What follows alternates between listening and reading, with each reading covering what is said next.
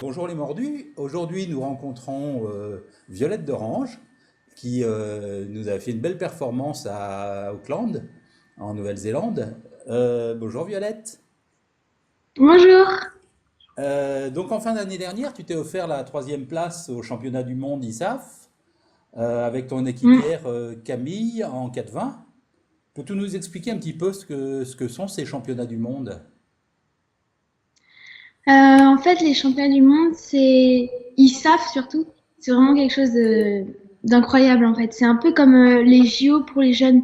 C'est-à-dire que il y a un sélectionné dans chaque catégorie de voile, donc c'est-à-dire catamaran, planche, 420 pour moi, et un sélectionné par nation qui va concourir contre toutes les autres nations. Donc on vient vraiment représenter la nation et c'est pour ça que c'est incroyable. Et voilà. D'accord. Et donc comment s'est déroulée un petit peu cette compétition? Ça s'est bien passé, bah, j'imagine.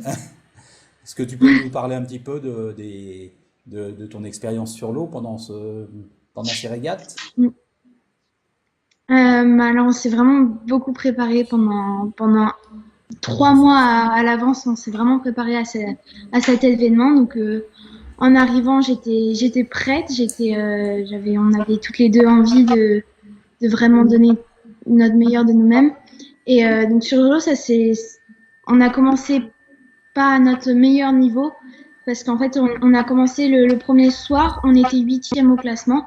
Donc petit à petit, on est remonté dans le classement et jusqu'à la dernière manche. Et en fait, la dernière manche, c'est vraiment ce que je retiens, c'est vraiment le souvenir le plus fort, le plus émotionnel que j'ai de cette régate. C'est qu'on était vraiment très, très, très serré avec le podium. Et on était à seulement un point des concurrentes pour repasser troisième. On était quatrième le matin et ça s'est joué avec plusieurs concurrentes à se doubler pendant toute la manche. Et finalement, on passe devant au dernier bord de vente arrière.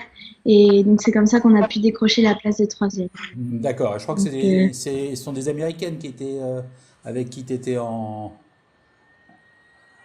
en fait, il y avait plusieurs concurrentes qui jouaient le podium. Il y Oui. avait des Brésiliennes qui, dès le début, se sont fait sortir dans la manche parce qu'elles ont pris un mauvais départ. Il y avait beaucoup d'autres filles qui venaient, enfin, il y avait des Argentines qui étaient bien aussi. Enfin, il y avait plein d'autres nations. Mais en fait, ça s'est vraiment joué avec l'américaine aussi parce que elle était à seulement un point derrière nous Mhm. pour passer. Et du coup, bah, pendant toute la manche, au début, c'était plutôt nous qui étions devant. Puis ensuite, c'était elle sur le deuxième bord de près. Et puis au vent arrière, elle a fait une petite erreur. Nous, on a réussi à choper la bonne voie. Et du coup, on termine devant juste sur le dernier vent arrière. D'accord. Bah, très bien. Et je crois que ton frère Charles était aussi à ces mêmes championnats du monde, lui en accra Ouais. 15. Qu'est-ce que ça fait de concourir dans deux catégories différentes, mais en même temps pour les mêmes championnats? Bah, c'était vraiment génial de partager ça avec Charles parce que lui, oui, c'était la troisième fois qu'il venait et moi la première. Donc c'était la Mhm. première fois que je faisais un événement de cette ampleur et j'ai trouvé ça vraiment génial de pouvoir le partager avec mon frère parce que pendant toute la semaine on s'est soutenus avant de partir sur l'eau. Enfin comme avec toute l'équipe de France, mais avec Charles c'est un peu plus de famille. Donc avant de partir sur l'eau, on s'encourageait. Enfin on était vraiment à fond sur le classement de l'autre. Enfin, c'était super sympa de pouvoir se soutenir sur un événement comme ça. D'accord, très bien. Et donc, on avait discuté là, de ta traversée de la Manche en optimiste. Mm. Maintenant, tu as un autre projet, c'est la traversée du détroit de Gibraltar, également en optimiste. Où en est ce projet? Oui, voilà, c'est la traversée du détroit de Gibraltar en optimiste.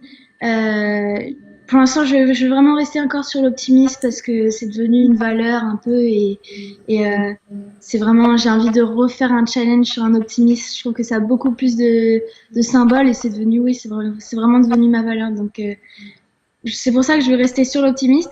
Après, le projet, il en est maintenant, on commence à vraiment à bien le préparer. Euh, on va à peu près faire la traversée, je pense, durant cette année, je pense en été ou printemps. On ne sait pas trop encore pour le moment. Ça va dépendre des conditions et encore de choses. Donc voilà. D'accord. Et sinon, au niveau de tes projets de compétition, les autres projets, qu'est-ce que tu, qu'est-ce que tu vises Euh, maintenant? alors pour le moment, en compétition, c'est toujours en 420. Il va y avoir prochainement, pendant les vacances de printemps, il y a une grosse compétition où on peut se sélectionner sur le championnat d'Europe, championnat du monde. Et donc c'est une compétition assez importante. Donc nous là pour l'instant, c'est on vise des sélections. Mhm. Plus particulièrement de l'Europe et en fait parce que en arrivant à l'Europe, il faut qu'on fasse dans les trois meilleures filles donc sur le podium européen pour Oui, pouvoir être sélectionné pour le prochain championnat du monde qui se déroulera cette fois-ci en Chine. Donc d'accord. voilà, on veut vraiment on veut vraiment avoir cette sélection. D'accord. Et c'est quand? Ça va être quand ces championnats du monde? Ça On sera a... en décembre D'accord, décembre d'accord, en prochain. décembre aussi, oui. Ok. Ok, bah merci bien, Violette. Oui, Bon, merci. on va te suivre avec intérêt au niveau des Merci morbus. beaucoup. Voilà, merci. Allez, au revoir. Ouais.